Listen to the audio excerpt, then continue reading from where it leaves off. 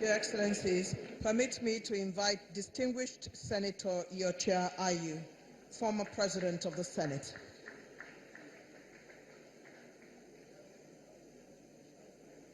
Let's cheer him as he comes forward.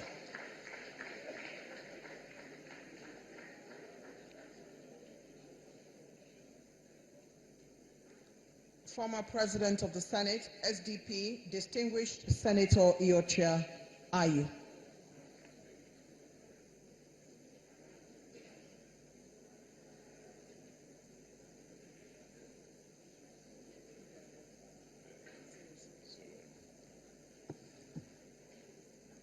Mr. President, Mr. Vice President,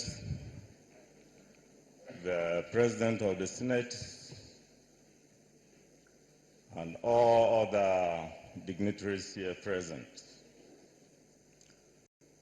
I stand here as an active participant in the production of June 12th and further in the defense of June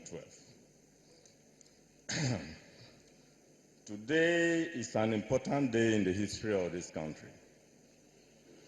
I think we have two important days. First is 1st October, the day of our independence, which again we got as a result of struggle. The second very important day is June 12th, which is recognized as Democracy Day by, I think, every Nigerian.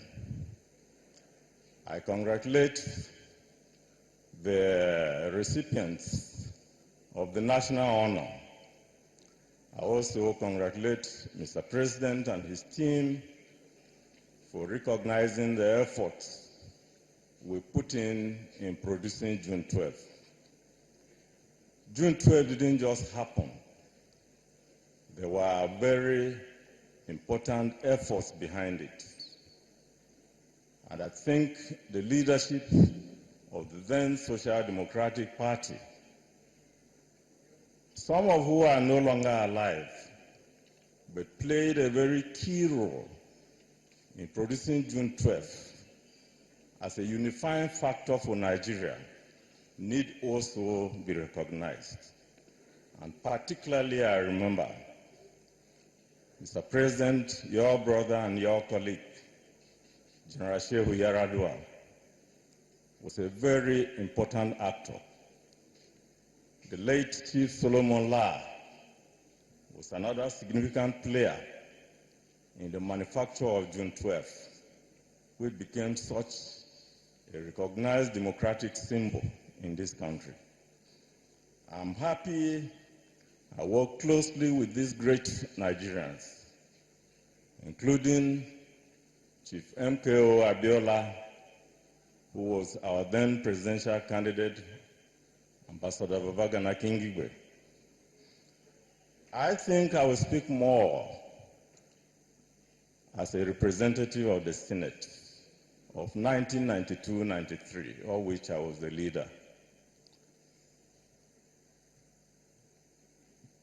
So many elections or attempts at democratic elections in Nigeria during that time had been nullified. I believe the apology Mr. President has given to Nigerians, to the family of Chief MKO Abiola, is not only to that family, but to nearly every Nigerian. For the last 50 years, Mr. President, your colleagues in the military had made democracy an impossible proposition in this country. I think you apologize on their behalf, because today, by your singular action, maybe all their sins are forgiven. We are now marching in a different direction. And it is said, a journey of 1,000 miles begins with one step. I think we have taken a giant step towards making sure that we never move away from the democratic process. We worked closely to make this thing happen. I remember as president of the Senate, Senator Bola Tinubu, Senator Jibrin Martins Kuye came to my office one day and said, the SDP has no executive.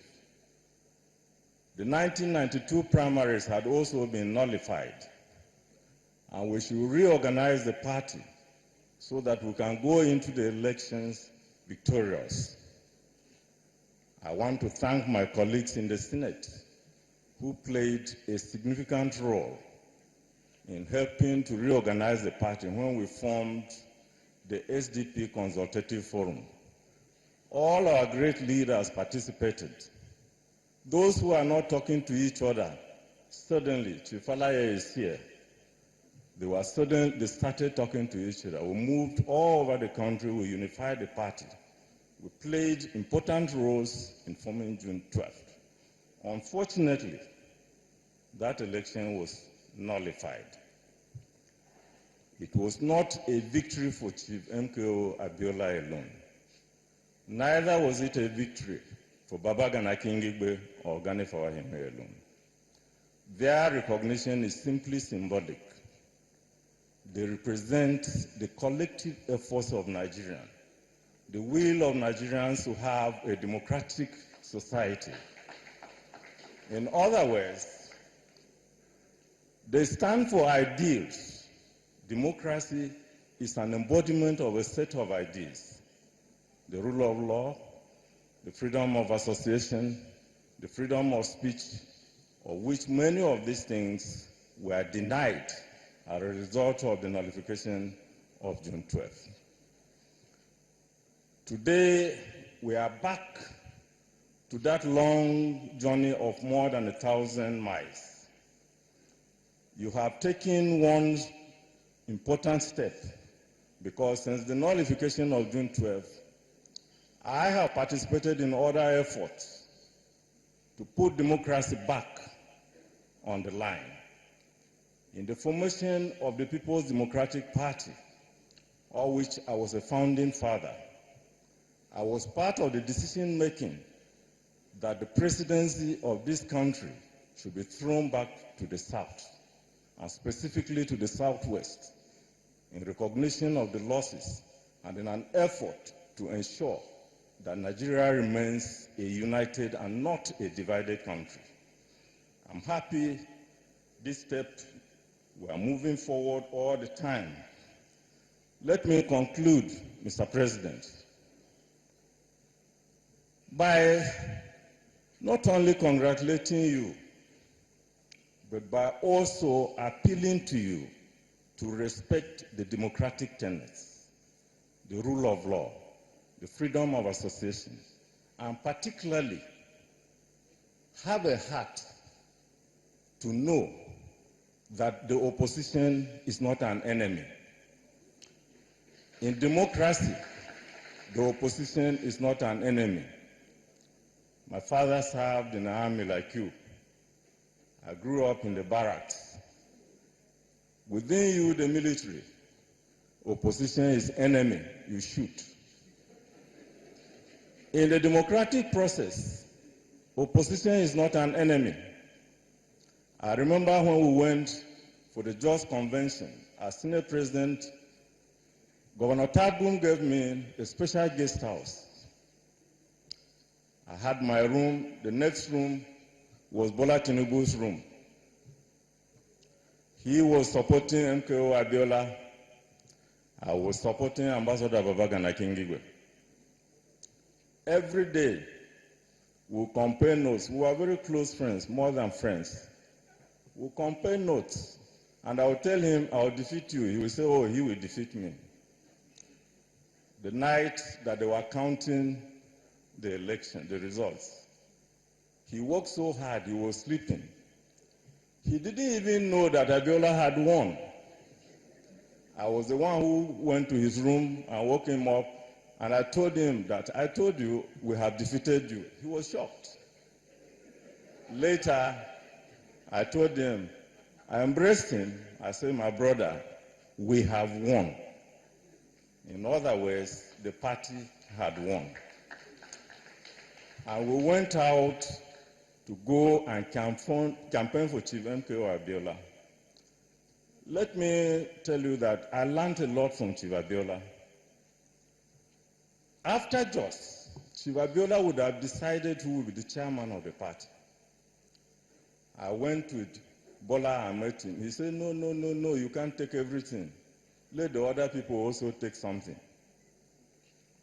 So the chairman of the party was left to General Shehu Yaradua to decide.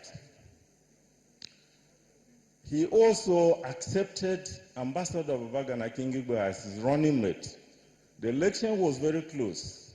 Babagana lost by only 112 votes. But he took Babagana against a lot of opposition as his running mate.